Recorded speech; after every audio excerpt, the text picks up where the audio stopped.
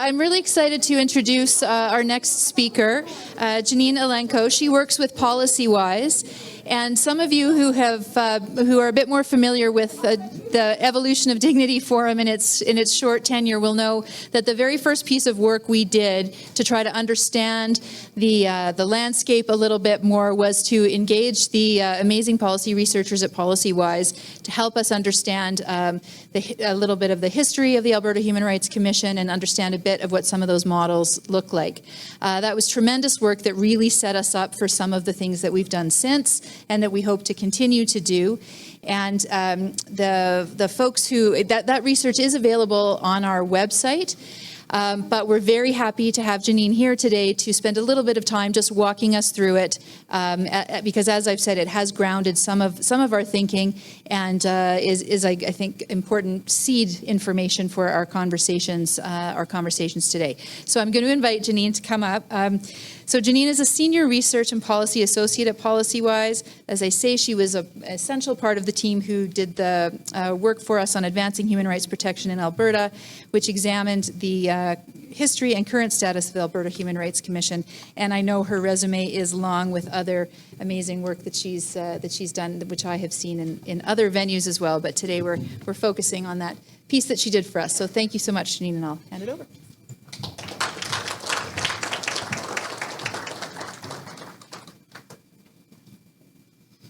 All right, good afternoon, everyone.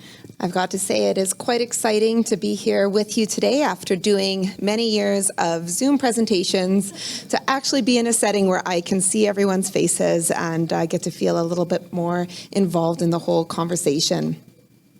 It has been really exciting today to get to listen to the different panels and speakers that we've had and having this conversation about what can human rights and the Human Rights Commission look like in Alberta moving forward. Today I will be sharing what we at Policywise learned through the research that we conducted for Dignity Forum, as Corey shared, on human rights in Alberta, highlighting the opportunities that we found through this research to strengthen and respond to the contemporary human rights landscape in the province. I recognize that Policywise may be a new name for many of you attending today, so I'm going to take a brief moment to introduce our organization. Policywise for Children and Families is a nonprofit committed to a future where all children, youth, families, and communities have opportunities to be well and thrive. We conduct research, evaluation, and data analytics to achieve this vision. That's why we were excited to undertake this research with Dignity Forum and to come present at the conference today. The goals of the research that we conducted were threefold. It was to describe the history and current state of the Alberta Human Rights Commission with a focus specifically on education and advocacy, to explore how the funding, mandate, and structure of commissions impacts education and advocacy activities, and to identify opportunities for action to strengthen human rights in Alberta. We conducted our research through several activities. We undertook a literature scan and reviewed online sources from human rights commissions and human rights organizations. We also had the honor of interviewing 13 people from human rights commissions or who are thought leaders in the human rights area in Canada, the United States, Australia, and New Zealand. I want to acknowledge the body of work that our research was built upon and the many people who contributed. Like all research, our project has limitations. Our findings were informed by publicly available information and what people were able to share in conversations. Therefore, it is likely that information related to funding and internal ways of the Commission's work that are not included in our findings. However, the intent of our work is really to contribute to conversations around human rights education and advocacy and to help start identifying ways of how it can be strengthened moving forward. Like it was said by the panel that we just had, looking at how we bring commissions into leadership roles for human rights. In this presentation, I summarize our findings and focus on opportunities we identified. However, if you're interested in looking more in depth, you can see the resources on the Dignity Forum's website. Now, I know we've already heard from the panel about the structure of human rights commissions, so I don't want to spend too long on this area, but we'll just briefly talk about what we had heard about the structure of human rights commissions through our work. I'll start with the structure of the Alberta Human Rights Commission, as this is the model that we see most commonly across Canada. So, as we heard, within this model, the Human Rights Commission is the gatekeeper body for individual complaint resolution regarding discrimination. The Human Rights Commission is where individuals file their complaint, where complaint mediation occurs, and where referrals to human rights tribunals are made when needed.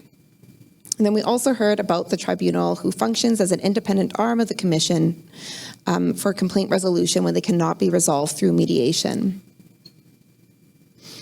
The Commission also has a mandate for education, community engagement, and research. This mandate has been part of the Commission since its creation. Now, since the early days of the Alberta Human Rights Commission, it has been flooded by high numbers of individual complaints.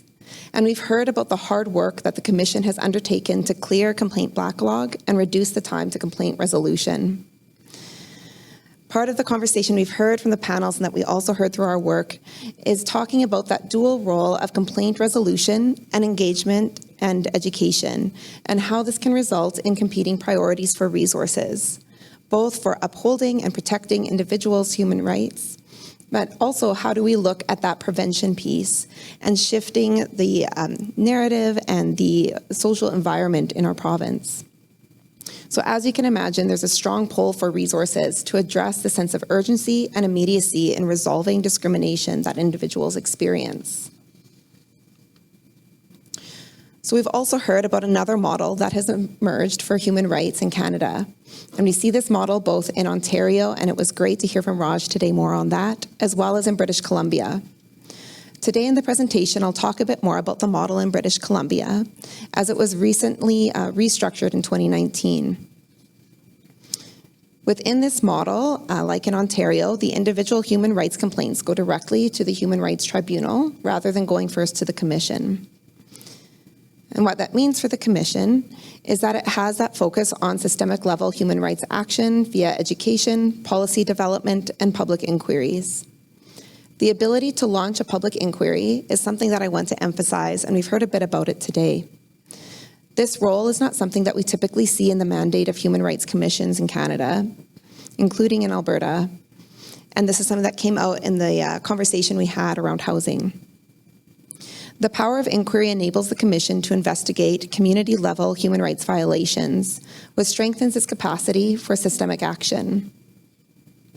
Overall, seeing the separation of the Tribunal and the Commission helps to dedicate resources, including funding, for human rights education and advocacy, although I'm sure that doesn't come without its challenges. And Raj, I'd be interested in talking to you more about that later. Next, I'm going to talk about the reporting structure for the Commission and why it matters.